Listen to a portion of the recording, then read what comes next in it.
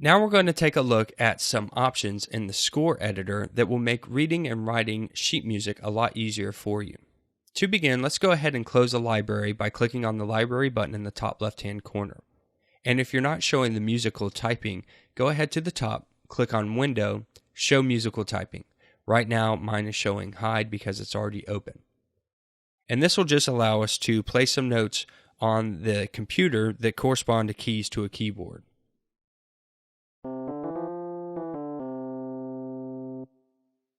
All right, and let's go ahead and open up the editor. So I'm going to click on the editor's button, and we'll drag this up so we have some more room.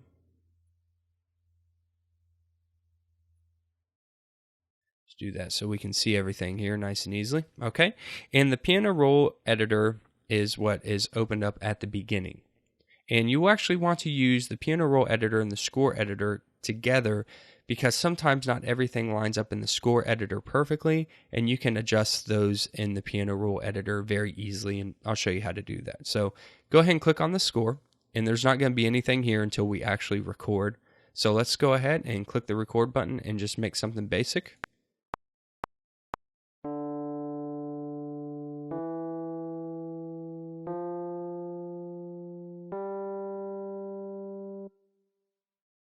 Now we were going for 4 whole notes here, and as you can see, I came in a little late on the second and third measure.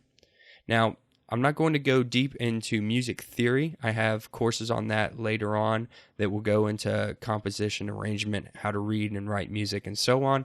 So I'm not going to go real deep into it, but I'll just give you some basics as we go through to kind of explain some things. But I am off here, and this is a true whole note, and this is not a whole note. So let's go ahead and zoom in so we can see this a little easier.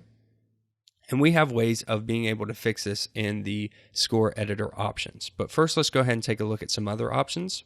First, at the top left is a catch playhead button. So as this playhead moves across the screen, oh, I turned on the cycle button there. As this playhead moves across the screen, we will actually follow it off the screen. You'll see it actually go off the screen.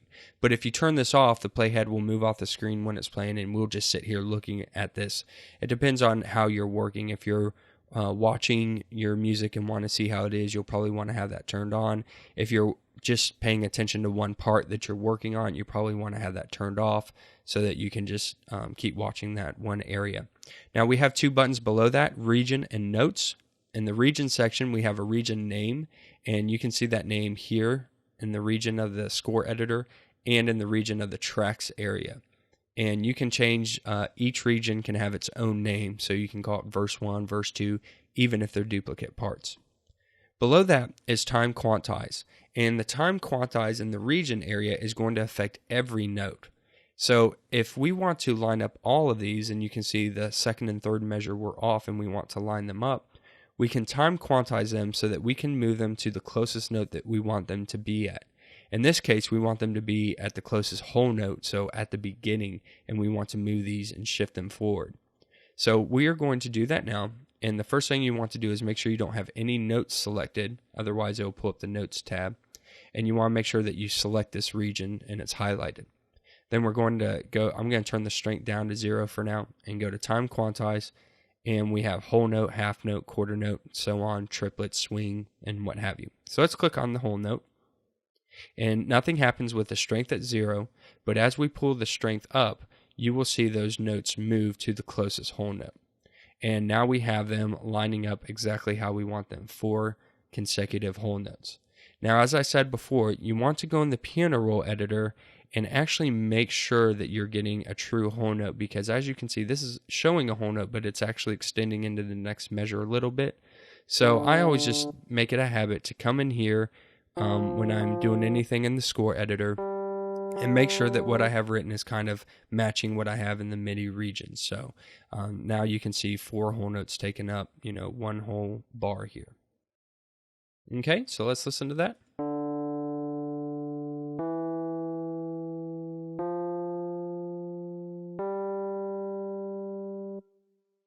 All right. Now below that we have transpose, and this is going to transpose the notes up or down within the key that you're in. So if I click and drag this, you can see the notes moving up. or moving down. And I really like this transpose in the score editor a little more than the audio editor and piano roll editor because I can visually see what's happening here. I can see these notes moving up. So if I go up to semitones or a whole note, you see that jump from there to there. And it's a great way to see that. And if you want to listen to it, just move these up here.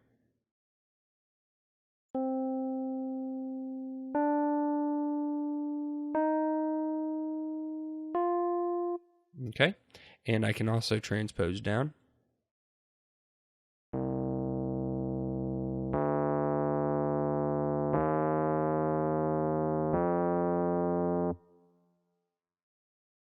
Okay, let's put those back to where they were.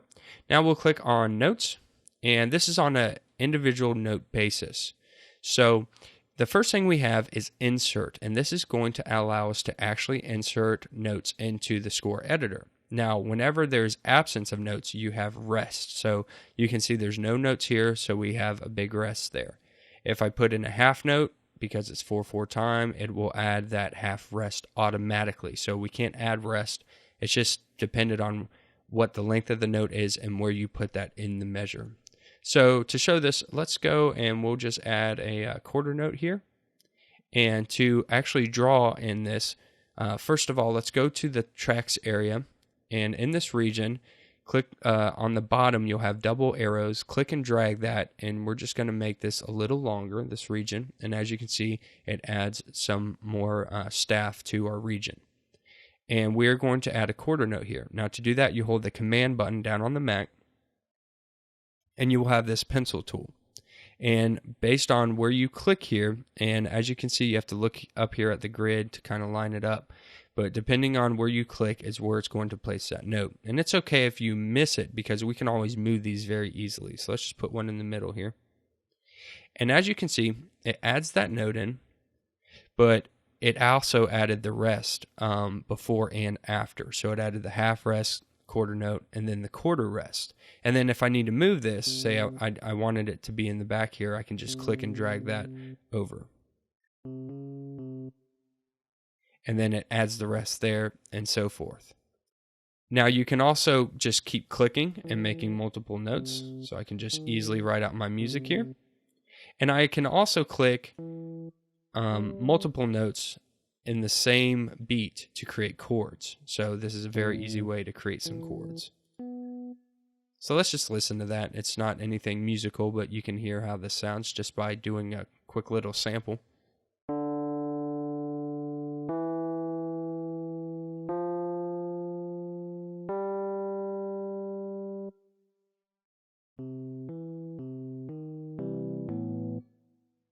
All right, and that is how you can basically write music within GarageBand.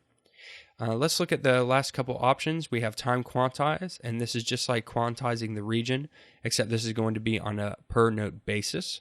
So say we wanted to move this quarter note to the beginning. Well, the easiest way to do that is to just quantize it to the closest whole note, and it'll line up there. So I can click that one note, go over here, and click whole note.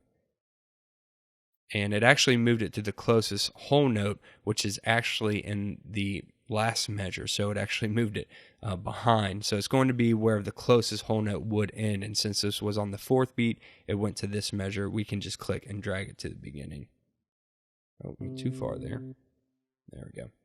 And then if I wanted this to be a whole note, of course, I can click and drag it out to the whole measure and fill that in.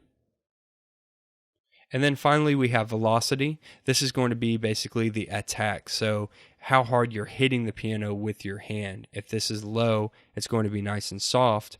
If it is higher, it's going to be like you're hitting the piano really hard with your hand. So let's take a look at that. We'll do soft. And then here, we'll get a little harder. Here. So each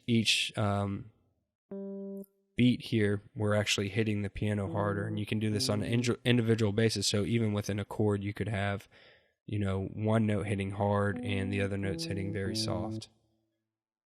Okay, so let's go ahead and listen to this.